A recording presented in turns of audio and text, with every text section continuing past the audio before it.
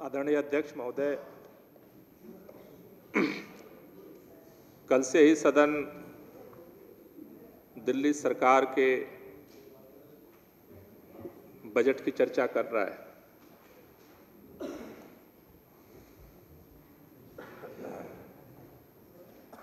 दिल्ली के अंदर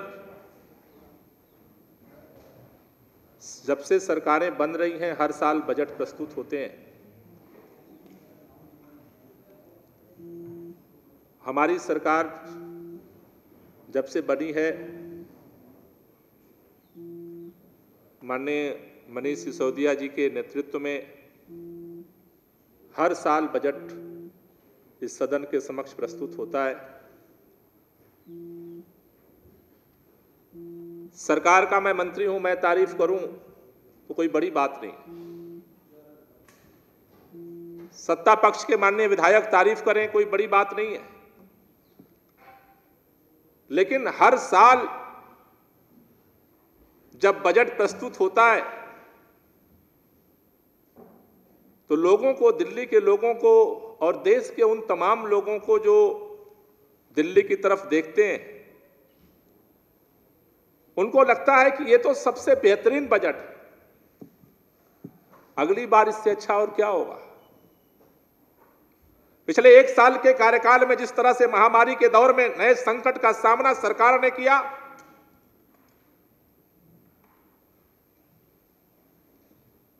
दिल्ली के लोगों के मन में भी था कि बजट सत्र आ रहा है, सरकार कैसा बजट लेकर आएगी। हमारे विधायक भी सोच रहे थे कि एक साल तो आर्थिक संकट से दिल्ली जूझती रही, सरकार जूझती रही, इस बार कैसा बजट आएगा। लेकिन मैं माननीय वित्त मंत्री जी को और मुख्यमंत्री जी को और पूरी सरकार को तहे दिल से बधाई देना चाहता हूं कि सदन में जब जिस तरह से बजट का एक एक प्रस्ताव माननीय उप मुख्यमंत्री जी रखते गए, टीवी चैनल पर बैठ करके देखने वाले दिल्ली की जनता का सीना गदगद होता गया कि हमने एक ऐसी सरकार चुनी जिस सरकार के अंदर न सिर्फ प्रबंधन की क्षमता है, ईमानदारी की क्षमता है, बल्कि हर साल नए विजन के साथ दिल्ली को आगे बढ़ाने की काबिलियत भी है। अध्यक्ष महोदय, देशभक्ति बजट इस बार पेश किया गया। आखिर जरूरत क्या पड़ी? क्यों देशभक्ति बजट पेश किया गया? 75 साल बाद इस देश के अंदर एक नया संकट पैदा हो गया है। अभी राजेंद्र पाल गौतम जी कह रहे थे, आज पूरे देश के अंदर राष्ट्रवाद को लेकर के चर्चा है। देशभक्ति के नए नए सर्टिफिकेट बांटने वाले ठेकेदार गली कूचों में घूम रहे हैं, लोगों को समझा रहे हैं देशभक्ति क्या होती है, राष्ट्रवाद क्या होता है। अध्यक्ष महोदय, इस देश के अंदर राष्ट्रवाद की बुनियाद 1857 की जंगे आजादी में रखी गई। कौन सा राष्ट्रवाद था? आज नफरत के सौदागर राष्ट्रवाद का सर्टिफिकेट बांट रहे हैं। अध्यक्ष महोदय, मैं आपके इस सदन के माध्यम से कहना चाहता हूं, इस देश के अंदर 1857 की जंगे आजादी को याद करो। जब एक तरफ बहादुर शाह जफर अपनी कुर्बानी दे रहे थे, दूसरे तरफ नाना साहब अपनी कुर्बानी दे रहे थे। एक तरफ बेगम हजरत महल अपनी कुर्बानी दे रही थी, दूसरे तरफ लक्ष्मीबाई अपनी कुर्बानी दे रही थी। एक तरफ अजीमुल्लाह खां अपनी कुर्बानी दे रहे थे, दूसरे तरफ इस देश के अंदर हंसते हंसते तात्या टोपे अपनी कुर्बानी दे रहे थे। एक तरफ वीर कुंवर सिंह अपनी कुर्बानी दे रहे थे, दूसरी तरफ अजीजन बाई अपनी कुर्बानी दे रही थी। वो कौन सा राष्ट्रवाद था जो बेगम हजरत महल को भी कुर्बानी देने के लिए प्रेरणा देता था, जो इस देश के अंदर लक्ष्मीबाई को भी प्रेरणा देता था? वो कौन सा राष्ट्रवाद था जो बहादुर शाह जफर को भी कुर्बानी देने के लिए प्रेरणा देता था? वो कौन सा राष्ट्रवाद था जो नाना साहब को भी प्रेरित करता था? वो राष्ट्रवाद था इस मादरे वतन के अंदर मोहब्बत से पैदा हुआ राष्ट्रवाद, सकारात्मक राष्ट्रवाद जो आज भी देश को प्रेरणा दे रहा है। उसके दम पर देश जिंदा। कल भी हम मोहब्बत के आधार पर इस देश को अंग्रेजों से मुक्त कराए थे और आज भी नए भारत का निर्माण मोहब्बत के राष्ट्रवाद के दम पर ही हो सकता है। आज 75वीं वर्षगांठ के अवसर पर देश के अंदर एक नई शुरुआत करने का संकल्प लिया है। सरकार का काम नाली बनाना भी है, सरकार का काम सड़क बनाना भी है, सरकार का काम पानी पिलाना भी है, सरकार का काम बिजली भी देना है, लेकिन सरकार का किसी भी सरकार का काम सर्वोच्च लक्ष्य इस देश के लिए समर्पित करने वाले नई पीढ़ी के नौजवानों को पैदा करना है। क्योंकि जब राष्ट्र अपने शहीदों को याद करना भूल जाता, अपने स्वतंत्रता सेनानियों के पथ पर चलना भूल जाता, वो समाज, वो कौम, वो व्यक्ति और वो राष्ट्र एक न एक दिन मिट जाता है। अध्यक्ष महोदय, इस देश को एक नकारात्मक राष्ट्रवाद के अंधी गली में फंसाने की जो कोशिश हो रही है, हम बधाई देना चाहते हैं सरकार को कि आज सरकार ने संकल्प लिया कि केवल इस देश के अंदर पाठ्यक्रम परीक्षाएं पास करने के लिए नहीं होंगे, इस देश के अंदर शिक्षा के केंद्र केवल डिग्रियां हासिल करने के लिए नहीं होंगे। घर चलाने के लिए पैसा जरूरी है, परिवार चलाने के लिए पैसा जरूरी है, तरक्की के लिए पैसा जरूरी है, लेकिन देश चलाने के लिए सच्ची देशभक्ति जरूरी है। उसके बगैर देश आगे नहीं बढ़ सकता। इसकी जरूरत नहीं थी। जब इस देश के अंदर बंग भंग का आंदोलन चल रहा था, देशभक्ति के पाठ्यक्रम की जरूरत नहीं थी। इस देश के अंदर जब अंग्रेजों भारत छोड़ो का आंदोलन चल रहा था, देशभक्ति के पाठ्यक्रम की जरूरत नहीं थी। जब आजाद हिंद फौज बनी, देशभक्ति के पाठ्यक्रम की जरूरत नहीं थी। लेकिन जब आज सच्ची देशभक्ति के सामने एक नकली मुखौटा खड़ा करके स्वार्थ सिद्धि का अभियान चला है, तो जो सच्चे देशभक्त हैं उनको जरूरत है कि नई पीढ़ी के सामने दूध का दूध और पानी का पानी होना चाहिए।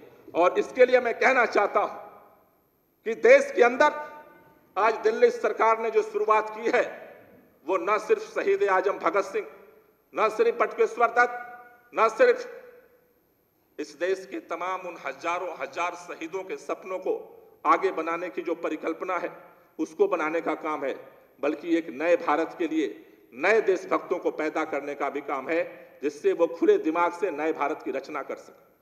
क्योंकि ये बात सोचने की जरूरत है।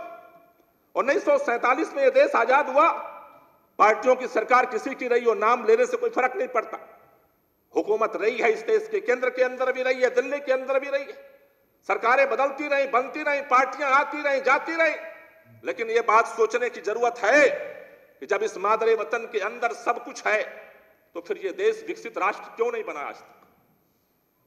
उस पायदान पर हम क्यों नहीं पहुंच सके? अध्यक्ष महोदय, इस सदन के समक्ष में रहना चाहता हूं, भारत के अंदर जितनी उपजाऊ जमीन है दुनिया के कम देशों के पास है। भारत में जितनी नदियां बहती हैं दुनिया के कम देशों के पास है। भारत के अंदर जितना खनिज पदार्थ है दुनिया के कम देशों के पास है। भारत के पास जितनी श्रम शक्ति है दुनिया के कम देशों के पास है। भारत के पास जितना दिमाग दिया कुदरत ने, आज दुनिया के 17 मुल्कों में जाकर के भारत के बेटे बेटियां वहां की टेक्नोलॉजी को संचालित कर रहे हैं पर्दे के पीछे बैठकर। अरे जब सब कुछ दिया मां भारती ने इस देश को, आखिर वो कौन सी वजह है कि दुनिया के अंदर कहते हैं कुछ बात है कि हस्ती मिटती नहीं हमारी, सदियों रहा है दुश्मन दौरे जहां हमारा। चीन की सभ्यता, मेसोपोटामिया की सभ्यता, मिस्र की सभ्यता, जब यूरोप अंधकार में था, भारत की सभ्यता पैदा हुई। सिंधु घाटी की सभ्यता से लेकर के आज तक हमने तमाम उतार चढ़ाव के बावजूद अपने रास्ते को तय किया है।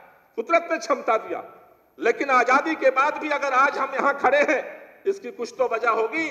उस वजह को ठीक करने के लिए सबसे पहले जरूरी है कि इस देश के बेटे बेटियों के दिलों में सच्ची देशभक्ति को पैदा किया जाए और इस जनता के प्रति समानता का भाव पैदा किया जाए। राष्ट्र का विकास राष्ट्र के लोगों की सहभागिता के बगैर नहीं हो सकता। अगर इस सदन के अंदर 70 विधायक चुन करके आए, अगर एक विधायक भी दुखी है तो यह सदन खुशी नहीं रह सकता। आज देश के अंदर कौन किस जाति में पैदा हुआ, किस धर्म में पैदा हुआ, किस क्षेत्र में पैदा हुआ, किस भाषा को बोलने वाला है, हम तय नहीं करते अध्यक्ष महोदय। हम किस मां की औलाद बनेंगे हमें नहीं पता होता है। हम जहां पैदा होते हैं वही हमारी जाति हो जाती है, वही हमारा धर्म हो जाता है, वही हमारा क्षेत्र हो जाता है, वही हमारी भाषा हो जाती है। अध्यक्ष महोदय, दुनिया के अंदर पैदा होने के दो ही सिद्धांत हैं। एक आध्यात्म का सिद्धांत है जो कहता है कि सबको ऊपर वाले ने पैदा किया, भगवान ने पैदा किया। दूसरा विज्ञान का सिद्धांत है जो कहता है ब्लैक होल से धीरे धीरे धीरे धीरे धीरे धीरे उद्विकास हुआ है। दोनों थियरी एक ही कहती है कि सबका एक ही है। अगर सबका एक है, इंसान ने विभेद पैदा किया तो इंसान इस विभेद को खत्म कर सकता है। इस बार का बजट उस दिशा में एक सकारात्मक पहल है, जिससे हम इस विभेद को, गैर बराबरी को, ऊंच नीच की भावना को, नफरत की भावना को खत्म कर सकें। क्योंकि नफरत जब तक रहेगी, राष्ट्र मजबूत नहीं हो सकता। राष्ट्र की मजबूती का बुनियादी सिद्धांत है विभेद को खत्म करो, नफरत को खत्म करो। कुदरत ने पैदा किया स्त्री को स्त्री के रूप में, पुरुष के रूप में, लेकिन दोनों साथी बनकर के रह सकते हैं नफरत के बिना। कौन किस जाति में पैदा हुआ, किस धर्म में पैदा हुआ, कहां पैदा हुआ, वह हमारे हाथ में नहीं है, तो हमें उसका प्रताड़ना नहीं मिलनी चाहिए।